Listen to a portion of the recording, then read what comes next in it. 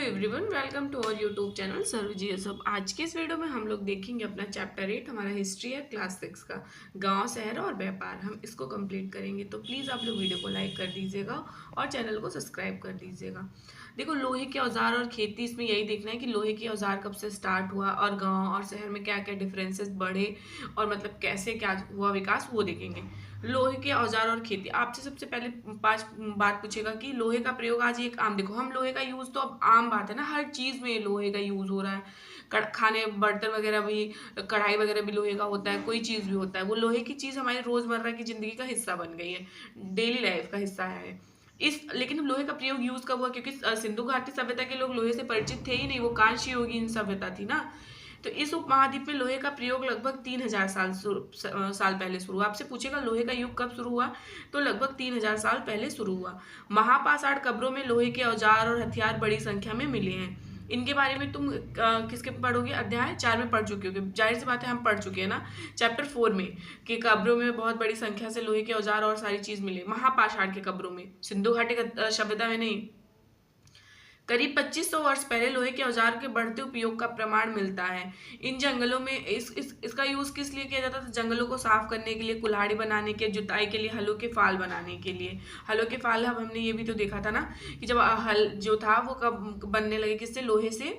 तो जब ये लोहे से बनने लगे तो अच्छी खासी कृषि में मतलब उपज होने लगी अच्छे से, जो बंजर भूमि थी उसकी जुताई अच्छे से होने लगी। नहीं तो पहले लोग लकड़ी का बनाते थे। कृषि उत्पादन बढ़ाने के लिए उठाए गए अन्य कदम, जैसे सिंचाई।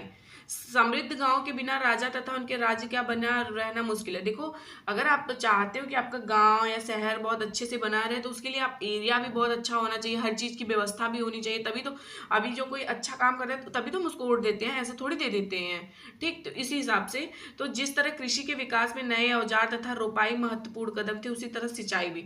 बिना सिंचाई, मान लो आप क्या किए, कृषि के नए नए तकनीक डेवलप कर लिए, औजार ला लिए, रोपाई वगैरह सब कुछ कर लिए, लेकिन जब पानी ही नहीं रहेगा, सिंचाई ही नहीं हो पाएगा, तो कैसे उपज होगा? तो ये चीज है। तो इसका भी मतलब कि कदम उठाया गया अच्छे से। इसे समय समय सिंचाई के लिए नहरें, कुएं, तालाब, कृत्रिम जलाशय, मतलब कि लोगों के द्वारा क्या बनाया गया? सिंचाई बनाया गया, नहर बनाया गया, कुएं और तालाब तथा कृत्रिम जलाशय जो थे वो बनाए गए। देखो, गांव में कौन रहते थे? इस उपमहाद्वीप के दक्षिणी तथा उत्तरी हिस्सों में अधिकांश लोग जो थे, गांव में कम से कम 3 तरह के लोग रहते। मान लो ये हमारा उपमहाद्वीप हो गया और इसमें उसको 2 पार्ट में बांट दिया। किसमें? ये नॉर्थ यानी उत्तर हो गया, ये साउथ यानी दक्षिण हो गया। ठीक, इसमें 2 तरह के लोग रहते थे, मतलब 3-4 तरह के लोग रहते। तमिल क्षेत्र जो साउथ का एरिया था, तमिल क्षेत्र में बड़े भूस्वामी को वेल्लला कहा जाता था। आपसे यही पूछेगा कि तमिल क्षेत्र में बड़े भूस्वामी को क्या कहते थे? वेल्लला कहा जाता था। साधारण हलवाहे को उड़वार और भूमिहीन मजदूर को दास और कैडिसियार को अधिमई कहते थे। ठीक, आपसे यही बार बार पूछेगा कि जो बड़े भूस्वामी थे उनको क्या कहा जाता था? वेल्लला कहा जाता था। साधारण हलवाहे को उड़वार और भूमिहीन मजदूर, ठीक है। और वही दास और कैडिसियार जो थे वो क्या कहलाते थे? अधिमलई कहलाते थे। ठीक, अधिमलई कहलाते थे। अब हम नॉर्थ साइड की बात करते हैं, ये हमारा नॉर्थ जो है ऊपर, इसकी साइड देश के मतलब उत्तरी हिस्से में गांव का प्रधान व्यक्ति जो था ग्राम भोजक कहलाता था। ठीक, जैसे अभी जो प्रधान होता है गांव का, वो प्रधान होता है, तो उस टाइम पे वहां का जो प्रधान व्यक्ति होता था, मेन होता था, वो ग्राम भोजक कहलाता था। अक्सर एक ही परिवार के लोग इस पद पर कई पीढ़ियों तक, मतलब कि जैसे राजा का बेटा राजा, और मान लो जैसे ये ग्राम भोजक का बेटा अगला ग्राम भोजक बनेगा, बने रहते थे। यानी कि यह पद एक तरह से आप कह सकते हो कि अनुवांशिक था। ग्राम भोजक के पद पर आमतौर पर गांव का सबसे बड़ा भूस्वामी होता था। देखो, ग्राम भोजक के पद पे वही रहेगा ना जिसके पास सबसे ज्यादा जमीन है, ये सब चीजें हैं, तो वही रहेगा। साधारणतः इनकी जमीन पर इनके दास मजदूर काम करते थे। साधारणतः इनकी जमीन पर कौन काम करते थे? दास और मजदूर काम करते थे। इसके अतिरिक्त प्रभावशाली होने के कारण प्रायः राजा भी कर वसूलने का काम इन्हें सौंप देते थे। मतलब ये लोग इतना प्रभावशाली होते थे कि जो राजा होते थे ग्राम भोजक को काम देते थे कि आप टैक्स को वसूले। कभी कभी ये न्यायाधीश, ये लाइन आता है, याद रखिए ग्राम भोजक के बारे में, कभी कभी ये न्यायाधीश और कभी कभी पुलिस का भी काम करते थे। ठीक, ग्राम भोजकों के अलावा अन्य स्वतंत्र कृषक भी थे। ग्राम भोजक के अलावा जो अन्य छोटे स्वतंत्र कृषक थे, जिन्हें गृहपति कहा जाता था, जिनको क्या बोलते थे? गृहपति कहते थे। इनमें ज्यादातर छोटे किसान ही होते थे। कौन होते थे? ज्यादातर छोटे किसान होते थे। इसके अतिरिक्त कुछ ऐसे स्त्री पुरुष थे जिनके पास अपनी जमीन नहीं होती थी। मतलब इनमें दास कर्मकार आते थे, इनके पास अपना जमीन तो होता नहीं था, दूसरे की जमीन पे काम करके अपनी जीविका चलानी पड़ती थी। अधिकांश गांव में लोहार, कुम्हार, बढ़ई, बुनकर जैसे शिल्पकार भी, उस टाइम पे शिल्पकार भी थे। ये यहाँ से याद रखिएगा, ये क्वेश्चन कई बार आ चुका है। प्राचीनतम तमिल रचनाएं। तमिल की प्राचीनतम रचनाओं को संगम साहित्य कहते हैं। इनकी रचना करीब 2300 साल पहले की गई। इन्हें संगम इसलिए कहा जाता है क्योंकि मदुरई के कवियों के सम्मेलन का संकलन किया जाता है। गांव में रहने वाले जिन तमिल नामों का उल्लेख किया गया है वे संगम साहित्य में पाए जाते हैं। अब आहत सिक्के क्या होते हैं? आहत सिक्के आप देख लो। आहत सिक्के समानता आयताकार यानी आयताकार होते हैं। हमारा कभी कभी ये वर्गाकार मतलब स्क्वायर टाइप के सर्कल होते हैं, कभी कभी स्क्वायर टाइप में भी होते हैं, रेक्टेंगल टाइप में, इस तरह से बनाए जाते थे। ये तो ये देखो, ये या तो अधिक धातु की चादर को काटकर या धातु की चपेट की गोलिकाओं से बनाए जाते थे। चपटे मतलब इन सिक्कों पर कुछ लिखा हुआ नहीं रहता था, बल्कि इन पर कुछ चिन्ह या ठप्पे बनाए जाते थे, इसलिए इन्हें आहत सिक्के कहा जाता था। ये सिक्के उपमहाद्वीप के लगभग अधिकांश मतलब भागों में पाए जाते थे और ईसा की आरंभिक से लेकर ये सदियों तक प्रचलन में रहे थे। सिक्के पुरातत्वविद को इस युग के हजारों सिक्के मिले हैं। सबसे पुराना आहत सिक्का था जो करीब 500 साल चले थे। आहत सिक्का सबसे पुराना था जो करीब 500 साल चले थे। अभी हमने देखा कब से, ईसा से आरंभ होकर सदियों तक चला ये। इसका नीचे चित्र दिया गया, ये है चांदी या तांबे के सिक्के पर विभिन्न आकृतियों को आहत बना जाने के कारण इसको क्या कहते थे? आहत सिक्का कहते थे। नगर अनेक गतिविधियों का केंद्र। अक्सर जो नगर थे कई कारणों से महत्वपूर्ण हो जाते थे। उदाहरण के लिए मथुरा, यहाँ से बहुत क्वेश्चन आता है, ठीक। मथुरा करीब 2500 साल से भी ज्यादा समय से एक महत्वपूर्ण नगर रहा है, क्योंकि यह यातायात, व्यापार और दो मुख्य रास्तों पर स्थित था। इनमें से एक रास्ता उत्तर पश्चिम से पूरब की ओर, दूसरा रास्ता दक्षिण की ओर से जाने वाला था, ठीक है। दूसरा जो था उत्तर से दक्षिण की ओर जाने वाला था। शहर के चारों ओर किलेबंदी थी।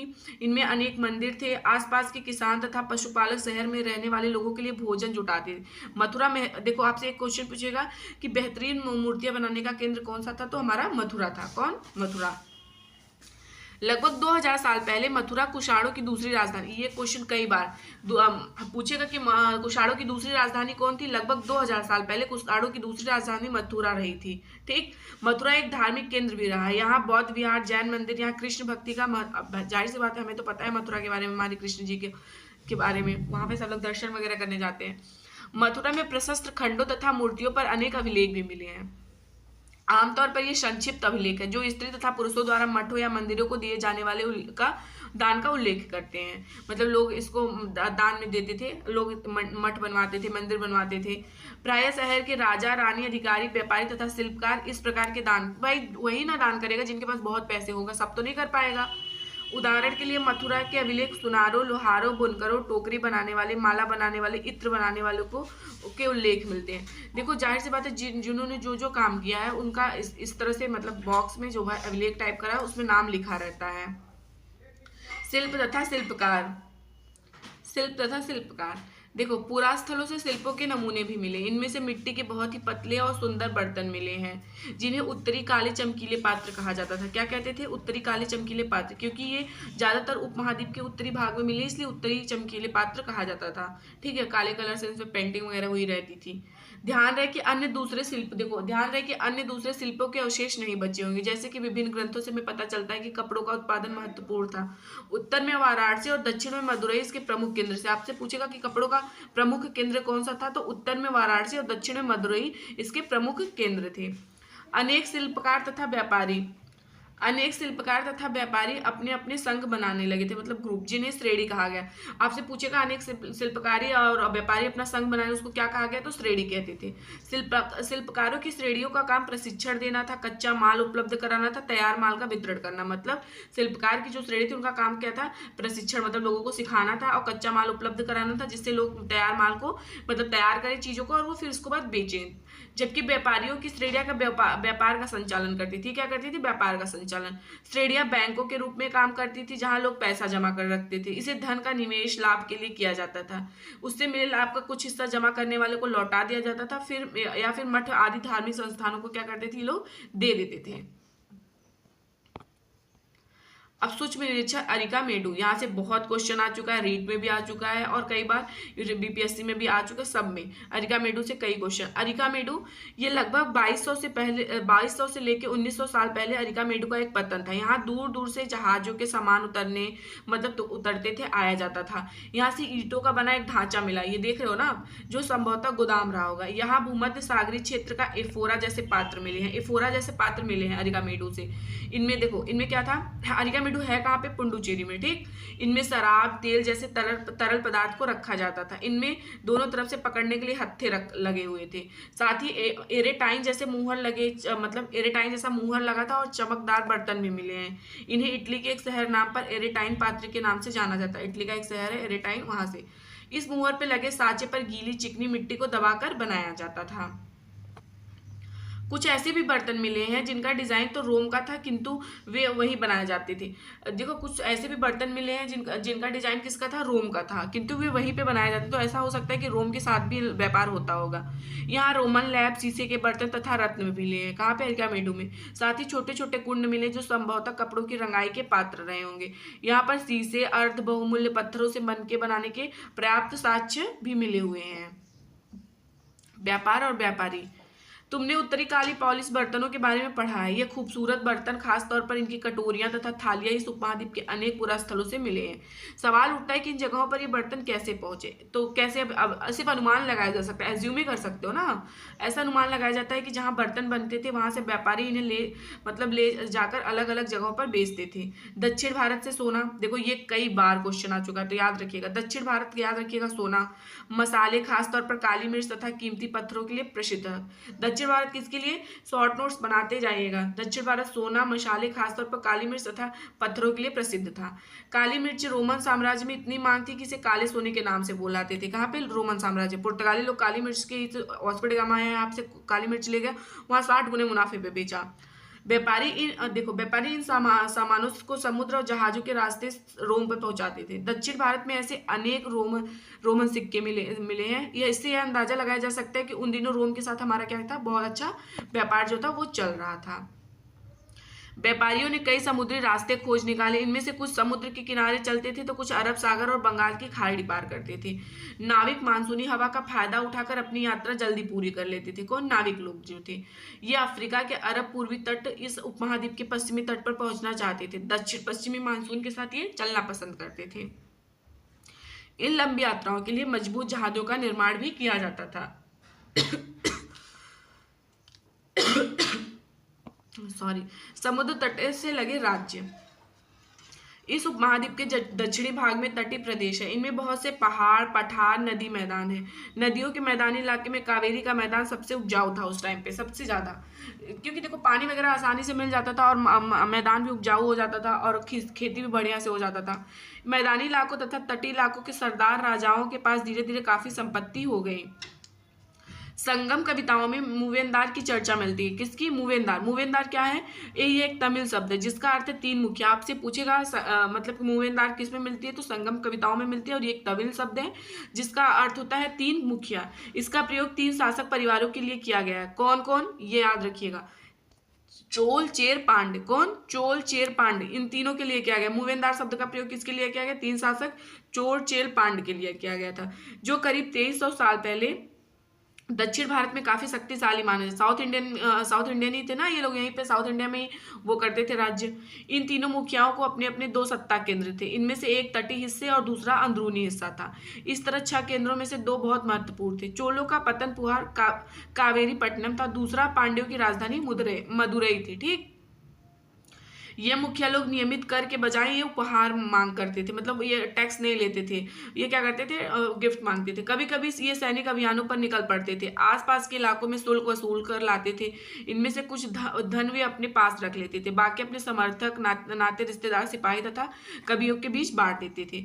अनेक संगम कवियों ने इन मुखियाओं की प्रशंसा में कविताएं लिखी, जो उन्हें कीमती जवाहरात, सोने, घोड़े, हाथी, रथ या सुंदर कपड़े दिया करते थे। लगभग 200 वर्ष बाद पश्चिम भारत में सातवाहन नामक राजवंश का क्या हो गया? प्रभाव बढ़ गया। सातवाहनों का सबसे प्रमुख, देखो यहाँ सातवाहन के बारे में आता है। कब? लगभग 200 वर्षों बाद पश्चिम भारत में सातवाहन नामक राजवंश का प्रभाव बढ़ गया। सातवाहनों में सबसे महत्वपूर्ण कौन थे? जो थे गौतमी पुत्र श्री सातकर्णी था। ठीक। उसके बारे में हमें उसकी माँ गौतमी बालश्री द्वारा दान किया गया एक अभिलेख से पता चलता है। और वह अन्य सभी सातवाहन देखो जो अन्य सभी सातवाहन शासक थे ना, उनको क्या कहा जाता था? दक्षिणापथ के स्वामी कहा जाता था। दक्षिणापथ का शाब्दिक अर्थ है दक्षिण की ओर जाने वाला रास्ता। पूरे दक्षिण क्षेत्र के लिए यह नाम प्रचलित था। श्री सातकर्णी ने पूर्वी, पश्चिम तथा दक्षिण तटों पे क्या किया था, अपनी सेनाएं को भेजा था। रेशम और मार्ग और कुषाण, यहाँ से भी क्वेश्चन बहुत पूछता है। देखो सिल्क रूट नियंत्रण पर मतलब कि शासक रखने वाले कौन थे, तो कुषाण। अगर पूछेगा कि सिल्क रूट पर नियंत्रण कौन रखते थे, तो ये कुषाण थे। ठीक, कौन, कुषाण थे। करीब 2000 साल पहले मध्य एशिया तथा पश्चिमोत्तर पर इनका शासन था। पेशावर और मथुरा इनके दो मुख्य शक्तिशाली केंद्र थे, किसके, कुषाण के। ठीक, तक्षशिला भी इनके राज्य का हिस्सा था। इनके शासन में सिल्क रूट की एक शाखा मध्य एशिया से होकर सिंधु नदी के मुहाने के पत्तनों तक जाती थी। फिर यहाँ से हजारों रेशम मतलब कि जहाज जो है रेशम द्वारा पश्चिम की ओर रोमन साम्राज्य तक पहुंचता था। तो हमारा वीडियो समाप्त होता है। प्लीज़ वीडियो को लाइक करिएगा, चैनल को शेयर सब्सक्राइब करिएगा, और प्लीज़ आप लोग अगर नोट्स लेना चाहते हो तो कमेंट करिएगा, मैं आपको नंबर सेंड कर दूंगी।